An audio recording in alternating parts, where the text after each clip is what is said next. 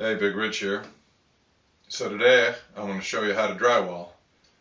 I'm certainly no expert, but we got the bathroom project going on, so starting to put it back together slowly. Drywall is the next step.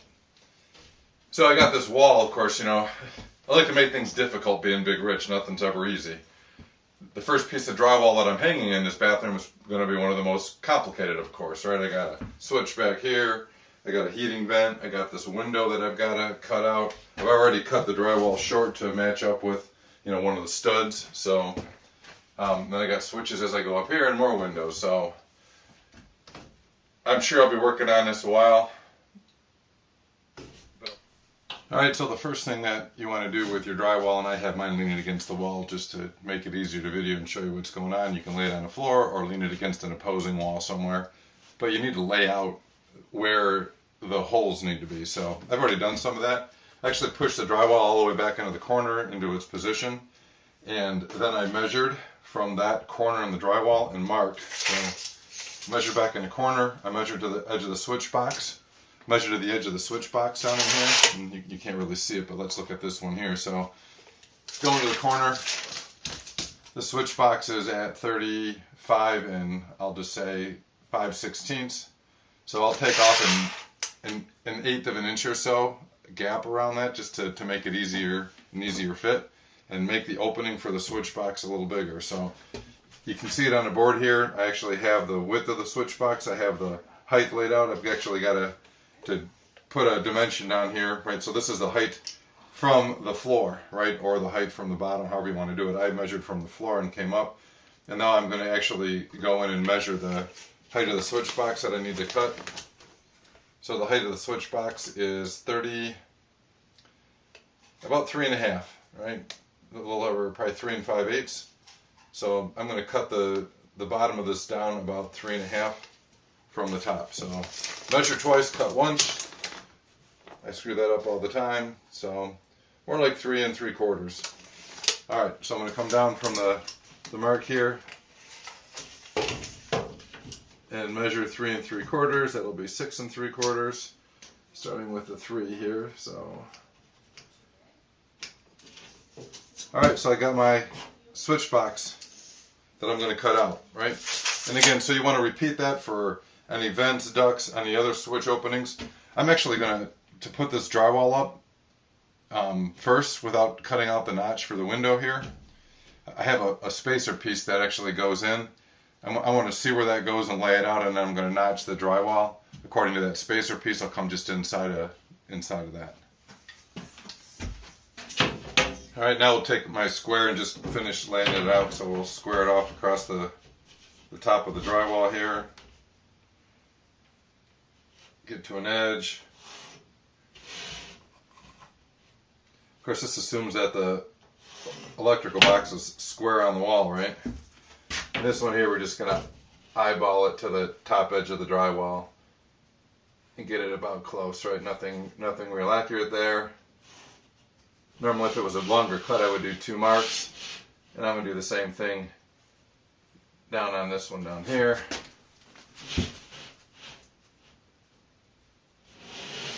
Now let's measure this, and we're down about 6 from the top. We'll come over and put a mark at 6. And another mark at 6. Just so we got a fairly straight and level line here for the drywall. So, alright. And they make a special saw for drywall. So it's got a little point on it. You can actually use it as a drill tip and drill into the drywall, and then a serrated blade that's pretty rough. I've kind of learned I like to go in from the front side if I can. It does a little smoother cut on the front. It tends to break out on the back, but you can cut either way. Again, you're going to put a switch blade around this, switch blade around the opening anyways to trim it out. So, but if you can, go from the front. All right, so I'll use my drywall saw, and we're going to start in the corner here. And you can see I just do a little drill kind of motion with this thing and spin it, and it starts to cut through.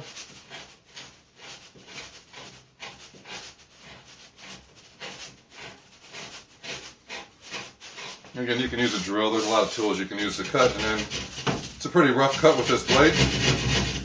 Just follow the line.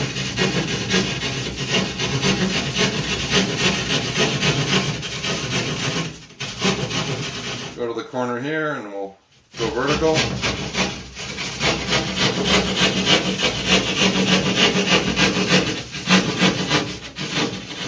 I like to do a corner and then go to the opposite corner, right?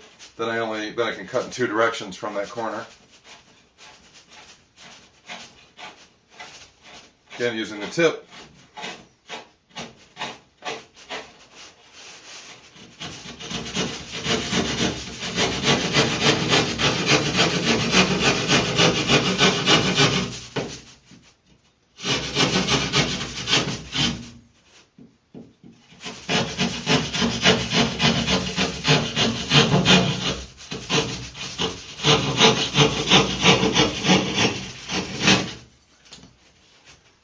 And there you go. We'll clean up this corner a little bit.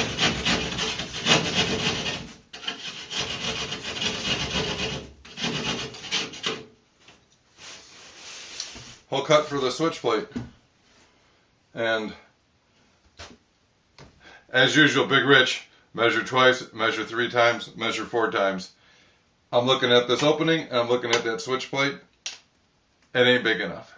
So we'll tweak it and do a little dry fit of the panel anyways, and when I do, I'll open up the hole a little more to fit the switch box. Alright, so there you have it, right? Drywall saw, and pretty easy work to cut an opening in a piece of drywall.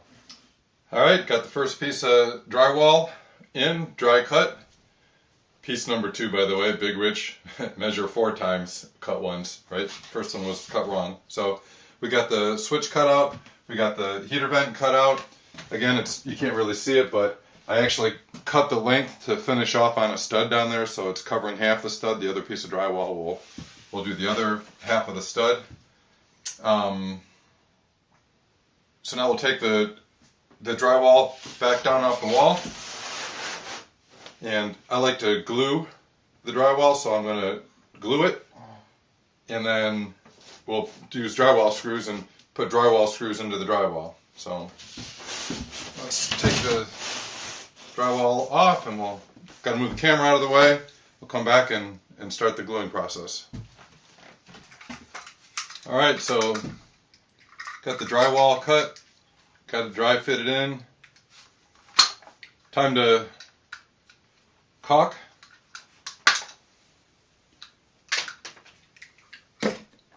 Got my Ryobi power caulker, did a little review on that and share with you guys later. I love this tool, it works out great. Got a little pin in.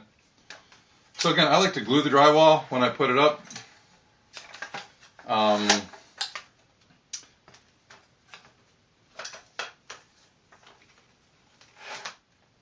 like to glue the drywall to kind of get the idea of the drywall beads, right? And again, these are just blobs right now. When I mash the drywall up, so go against them and I'll hit them with the screws.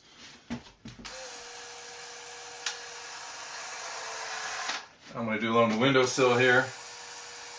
It's kind of more like pads and gluing pads, and the drywall itself will mash it down once you put the drywall on. So get some beads around the vent opening down here.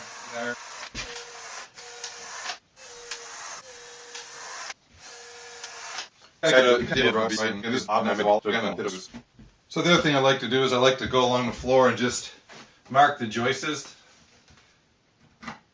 before I put the screws in the drywall, so that I know where the center of the joist is and where the screw needs to go on the bottom. Keeps more of a straight line there, right? Yeah, I think that's good enough. This edge one's already on the edge. Alright, so I'll finish gluing here. I'm going to get my screw and screw gun out, and we'll put up the first piece of drywall. So the gluing is done. Got it pushed up against the glue. Now we'll start driving the screws, working from the inside out, trying to make sure that it's flat against the wall. And the surface of the screw, right, the screw head just below flush, right? Don't break the paper too much, don't drive it all the way through. It needs to hold the drywall up. Again, until the glue cures, then the glue is gonna control more of that. So I'm going to put the screws in, then I'm going to come back in and find this trim piece, and I'm going to cut off this edge and cut it flush with the bottom of the window, and the first piece of drywall will be up, and then we'll finish the rest of the wall, and I'll come back to you when it's done.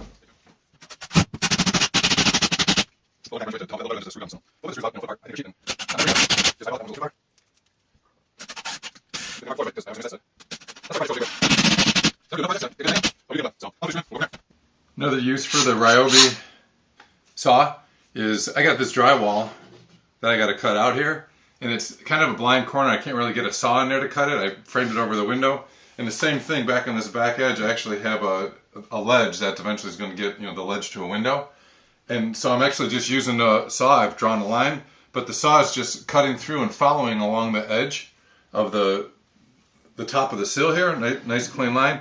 And I'll do the same thing on the vertical. So it does a really nice job of easily cutting through drywall with the 180 blade. So I'll show you what I'm talking about here.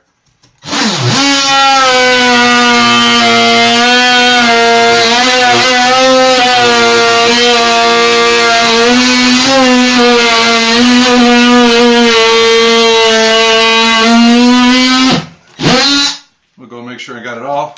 Oh, you can see it's loose. And now we'll go vertical.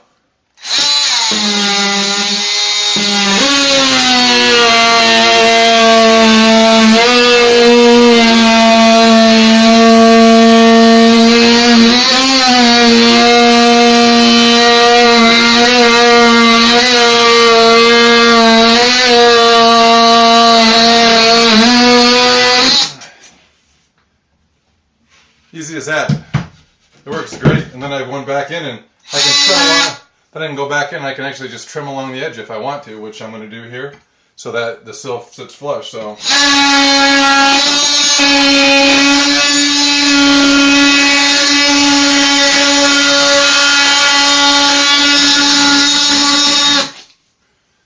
does a great job of making a quick edge. So there we have it, the window cut out. Thank you for this handy little saw.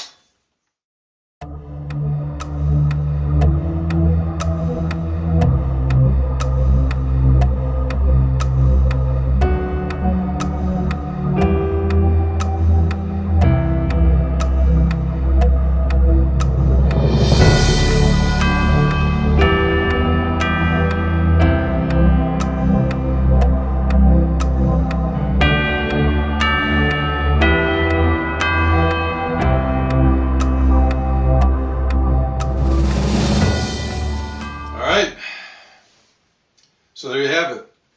Rest of the wall all drywalled in. Again, I glued and screwed all the drywall. Again, as I showed you, this tool, I really got it. I'm glad I got it for this project, right? This vibrating saw cuts into nice tight corners. It really helped me trim the drywall and did it in pretty quick order. So there you have it. It's how to drywall, at least Big Rich way. Some mistakes, not perfect.